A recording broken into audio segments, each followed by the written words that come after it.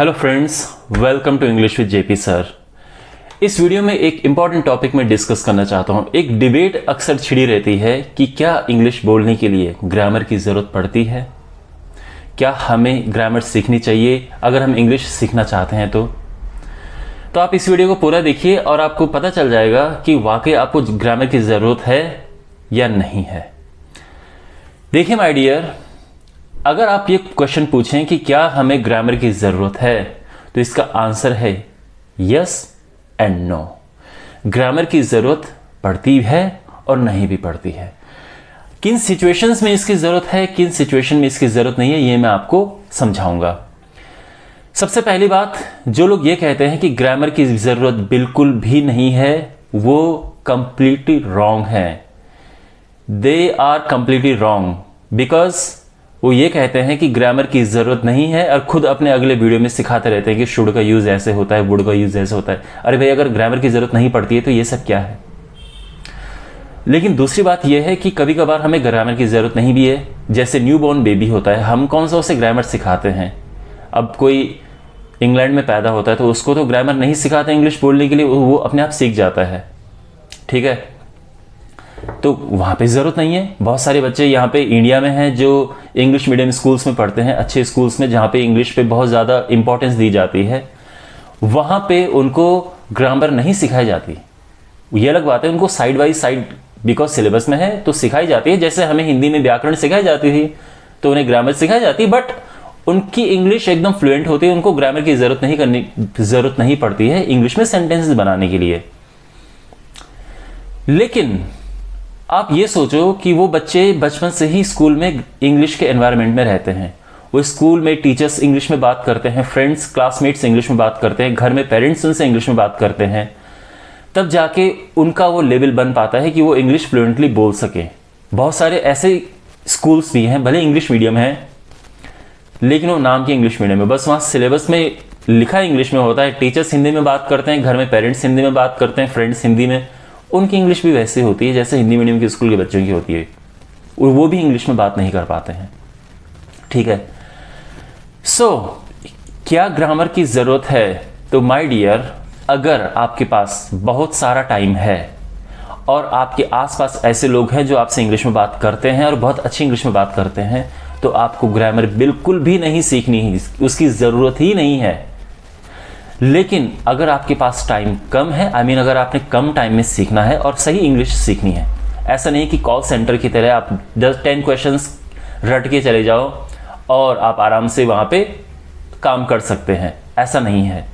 वहाँ पे उनको पर्टिकुलर क्वेश्चंस ही पढ़ाए जाते हैं। तभी आपने देखा होगा कॉल सेंटर में लोग फ्लुएंट इंग्लिश बोलते हैं, लेकिन कभी आप उनसे इंग्लिश में बात करके देखना, टॉपिक चेंज करके डिफरेंट टॉपिक पे वो फंबल कर जाएंगे, वो नहीं बोल पाएंगे इंग्लिश। इंग्लिश की ग्रामर की ज़रूरत, अगर आपके पास लिमिटेड टाइम में अगर आपको ग्रामर सीखनी है कि आपको 3 मंथ्स में, 4 मंथ्स में, 5 मंथ्स में सीखनी है, इंग्लिश बोलना सीखना है, फ्लुएंट इंग्लिश, और आपके आसपास कोई ऐसा नहीं है कि जो आपको इंग्लिश सिखा सके, फिर आपके पास एक ही सहारा है और वो है कि आप पहले ग्रामर सीखें। अब ग्रामर भी 2 तरह से हैं। ग्रामर एक तो है कि जो आप टिपिकल ग्रामर पढ़ते हैं कि ये नाउन है, ये प्रोनाउन है, इतना डीप ग्रामर की ज़रूरत नहीं है, बट आपको ये पता होना चाहिए कि भाई वर्ब की फर्स्ट फॉर्म कौन सी है, वर्ब की सेकंड फॉर्म कौन सी है। अगर हम कल की बात कर रहे हैं तो हमें वर्ब की सेकंड फॉर्म यूज़ करनी है। अगर हम नेगेटिव बोल रहे हैं तो डिड नॉट के साथ फर्स्ट फॉर्म यूज़ करनी है, ये आपको पता होना चाहिए। अगर आपके पास आसपास कोई और सिखाने वाला या लगातार बात करने वाला नहीं है, भाई अगर आपके पास कोई बात करने वाला है तो फिर तो सही है, आप कुछ गलत बोलोगे वो ठीक कर देगा आपको लगातार कि ऐसा नहीं, इसको ऐसे बोलते हैं, this is not how it's called, you should speak like this, you should talk like this, तो वो आपको आराम से सिखा सकते हैं। लेकिन अगर आपके पास, जैसे फॉर एग्जाम्पल अगर मैं अपना एग्जाम्पल लूँ, मेरे आसपास कोई भी इंग्लिश बोलने वाला नहीं था और मैं हिंदी मीडियम स्कूल से था, तो मेरे पास केवल एक ही सहारा था कि मैं एक एक टॉपिक ग्रामर की सीखूं और उस पर मैं 100, 200, 400, 500 सेंटेंसेस बनाऊं, उनकी प्रैक्टिस करूं, उनको मैं यूज़ करूं, उनको अपने फ्रेंड के साथ इस्तेमाल करूं इंग्लिश बोलना, जिससे कि मेरी इंग्लिश की खुद की प्रैक्टिस हो, भले उनको समझ आए ना आए, भले वो सपोर्ट करें या ना करें। लेकिन अगर आपके पास टाइम लिमिटेड है, लिमिटेड इन द सेंस कि आप चाहते हो कि आपको 4 महीने 5 महीने में एक सर्वाइवल इंग्लिश आ जाए, मीन्स काम चलाओ इंग्लिश आ जाए जिससे आप मैनेज कर सको, तो आपको ग्रामर सीखना ज़रूरी है। और अब बात यह है कि ग्रामर सीखना इट डजंट मीन कि आप इंग्लिश बोलते हुए आप ग्रामर सोचो कि अच्छा ओ मैं कल की बात बता रहा हूँ तो अच्छा मुझे सब्जेक्ट के बाद सेकंड फॉर्म नहीं, आपको ग्रामर इनिशियल लेवल पे सीखना है। मींस जब आप नया चीज सीख रहे हैं कि अच्छा अगर मुझे कल के बारे में बताना है तो मुझे पास्ट सिंपल यूज करना है, मुझे वर्ब की सेकंड फॉर्म यूज करनी है, ठीक है, तो वहां पे आपको वो चीज प्रैक्टिस करनी है। वर्ब की सेकंड फॉर्म यूज करो, आप जम के उसकी प्रैक्टिस करो। और उसके बाद जब एक्चुअल में रियल सिचुएशंस में आपके सामने कोई आएगा और कोई पूछेगा hey what did you do yesterday, तो आप आराम से बोल सकोगे yesterday I went to market, I bought some clothes, then I met my friend, then I went to cinema hall, then I watched a movie, then I came back home. आप आराम से बता सको। तो ये तभी पॉसिबल है जब आपको बेसिक ग्रामर आती है। तो अगर जो लोग ऐसा बोलते हैं कि ग्रामर बिल्कुल भी जरूरत नहीं है, हाँ, अगर आपके पास ऐसे लोग हैं जो आपसे लगातार इंग्लिश में बात करते हैं और आपके पास आराम से 6 महीने नो 2 साल 3 साल 4 साल हैं, तो आपको इंग्लिश अच्छे से आ सकती है, बिल्कुल नो डाउट। लेकिन अगर आपके पास आसपास कोई इंग्लिश सिखाने वाला नहीं है या इंग्लिश में बात करने वाला सिखाने वाला टीचर हो सकता है कि आप यूट्यूब वीडियोस देख के आप बुक्स पढ़ के कुछ सीख लें, लेकिन आपके पास कोई लगातार बोलने वाला नहीं, तो आपको ग्रामर सीखना जरूरी है, क्योंकि आपको चाहिए कि आप सेंटेंसेस बनाओ, ज्यादा से ज्यादा बनाओ। अब क्या सही है क्या गलत है वो कैसे पता चलेगा?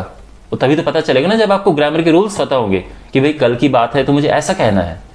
तो अगर आपके आसपास कोई ऐसा है नहीं जो इंग्लिश में आपको सिखा सके, hey you are talking about yesterday, you should speak like this, तो अगर कोई है नहीं ऐसा, तो फिर आपको क्या ऑप्शन बचा? What option do you have left? आपके पास बस यही ऑप्शन है कि आप ग्रामर, बेसिक ग्रामर सीखो। और वो आई डोंट मीन कि आप बिल्कुल ये सीखो कि क्लॉज क्या होते हैं, participle, I mean adverb clause और ये सब सीखो, उसके बाद फिर कंजंक्शन, इतना डीप जाने की जरूरत नहीं है ग्रामर में, बट आपको बेसिक ग्रामर का नॉलेज होना चाहिए, ये मेरा मानना है, ठीक है। उसके अलावा मैं एक और टिप आपको देना चाहूंगा कि आप इंग्लिश फ्लुएंटली कैसे बोलें। तो माय डियर, अगर आपकी कंडीशन मेरी तरह है, आई am from a Hindi medium background, completely मेरा पूरा हिंदी मीडियम बैकग्राउंड था, मेरे स्कूलिंग हिंदी से थी, I am from a village from Uttarakhand, और despite that I can speak English very well, I can speak English, I can manage in my day to day life, I can speak fine, I don't say that I speak as good as a native speaker, but still I can manage, I speak fine English.